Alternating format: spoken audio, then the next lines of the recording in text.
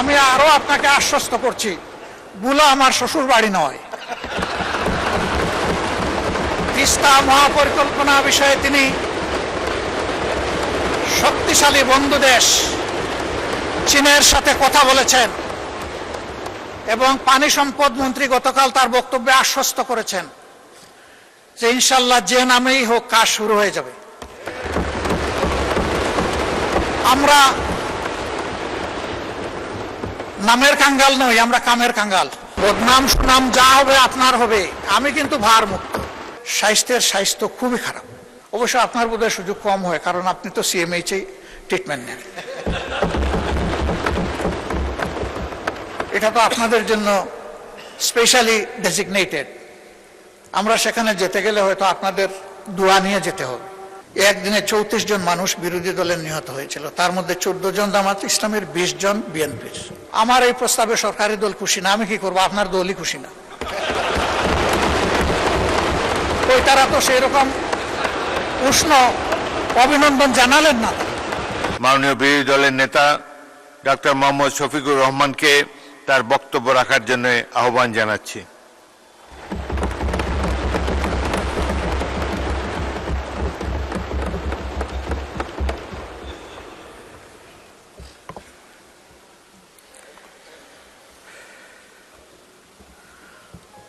আসসালামু আলাইকুম ওয়া রাহমাতুল্লাহ।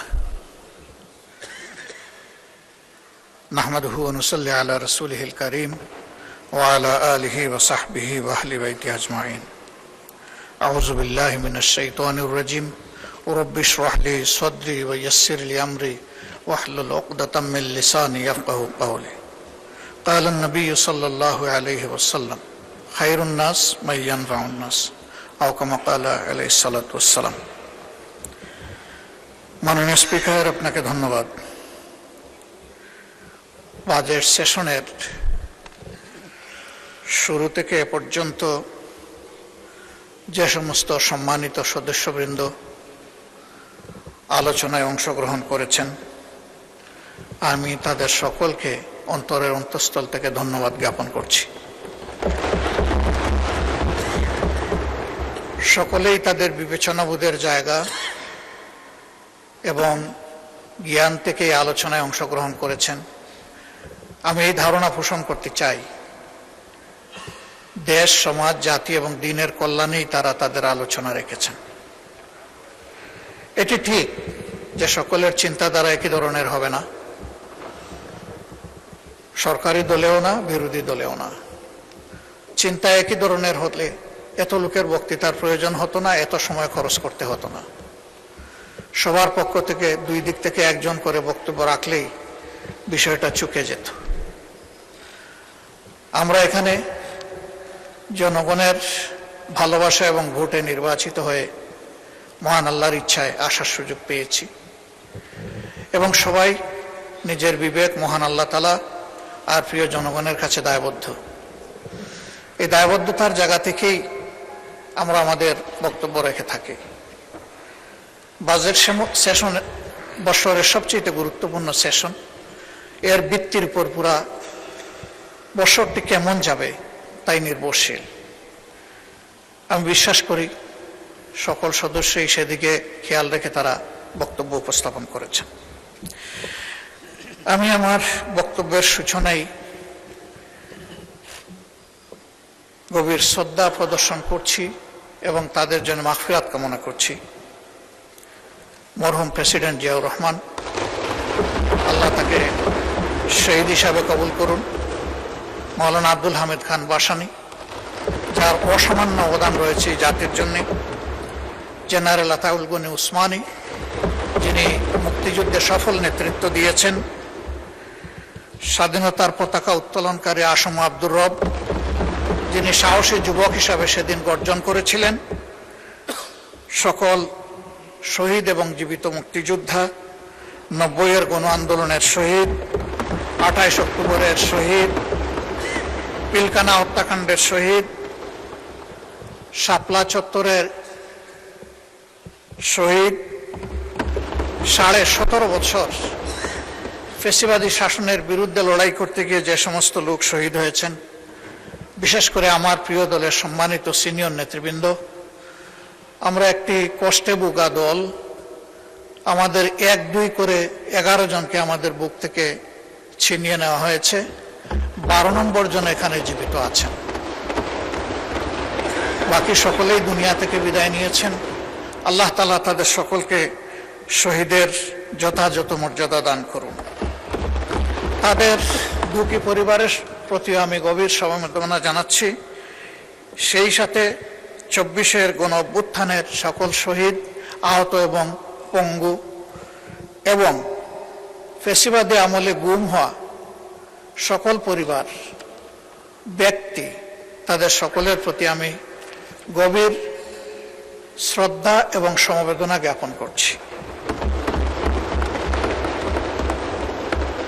পিলখানায় নির্মমভাবে যাদেরকে হত্যা করা হয়েছে, জাতির শৌর্যবীর্যের জায়গায় মূলত আঘাত দেওয়া হয়েছে, আমি তাদেরকেও গভীর শ্রদ্ধায় স্মরণ করছি এবং আল্লাহ তাআলার দরবারে তাদের শাহাদাত কবুল হওয়ার জন্য দোয়া করছি। সীমাহীন ত্যাগের মধ্য দিয়ে আজকের এই পার্লামেন্ট গঠিত হয়েছে।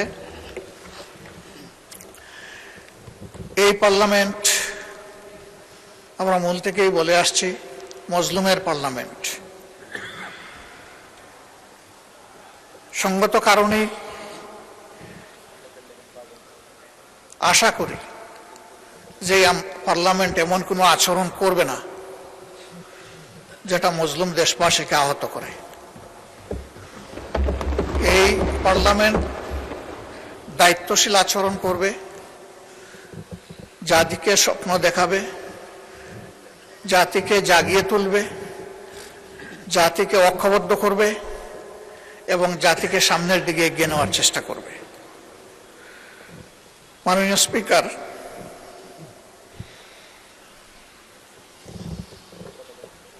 আমরা এই বাজেট অধিবেশনে বাজেট বড় না ছোট, বাস্তবায়নযোগ্য বা তার সামনে চ্যালেঞ্জ আছে, এর সংখ্যাতাত্ত্বিক অনেক বিশ্লেষণ আমরা করেছি। আমি ওই দিকে খুব একটা যেতে চাই না, কারণ এই ব্যাপারে বিস্তারিত আলোচনা হয়েছে। এই সংসদে আজকে আমরা যারা আছি, একসময় আমরা একদিকেই বসতাম, বিশেষ করে 2001 থেকে 2006, অল্প 2-1 ছাড়া বা 2-1টি দল ছাড়া। এখন আমরা 2 অংশে সংযুক্ত, আমি বিভক্ত বলছি না, সংযুক্ত। কারণ কোনো যানবাহনে এক চাকায় চলে না। যানবাহন ড্রাইভ করতে হলে মিনিমাম 2টা টায়ার লাগে। এই সংসদেরও 2টা টায়ার, একটা সরকারি দল আর একটা বিরোধী দল। যে কোনো একটা টায়ার যদি অকেজ হয়ে যায়, পুরা যানবাহন অকেজ। সুতরাং আমরা সবাই খেয়াল রাখবো এই টায়ার 2টি যাতে সচল থাকে। এই টায়ারে আপনি পিন লাগাবেন, পেরেক মারবেন, তাহলে কিন্তু ওই টায়ারটা ফুটো হয়ে যাবে। ওইটা ফুটো হয়ে গেলে ওই টায়ারও চলবে না, যেটা অবশিষ্ট।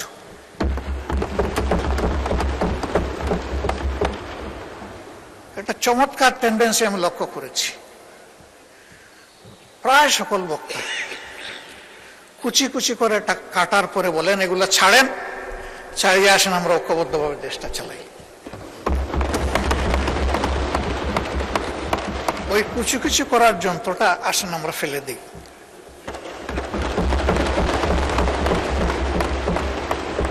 আমরা একটা বিউটিফুল ওয়ান্ডারফুল কম্বিনেশনে চলি। এর অর্থ এটি নয় যে সরকারি দলের যেটা অভিপ্রায়, বুঝে না বুঝে সেটাই হবে বিরোধী দলের অভিপ্রায়। আবার এর অর্থ এটিও নয় যে সরকারি দল সঙ্গত কোনো বিষয় নিয়ে সামনে আগালে বিরোধী দল বিরোধিতার খাতিরে শুধু বিরোধিতাই করে যাবে। এই দুইটার কোনোটাই না। সরকারি দলকেও বিরোধী দলকে সম্মান করার মানসিকতা থাকতে হবে, আর বিরোধী দলেরও সঙ্গত সকল ব্যাপারে সরকারকে সহযোগিতা করার মানসিকতা থাকতে হবে। এই কথাটি আমরা প্রথম দিনই বলে রেখেছি। মাননীয় স্পিকার, অতীত অভিজ্ঞতা আমার নেই, আপনার আছে। এখানে আরো কিছু কিছু সম্মানিত সদস্যের আছে, তবে আমরা বেশিরভাগ নবীন।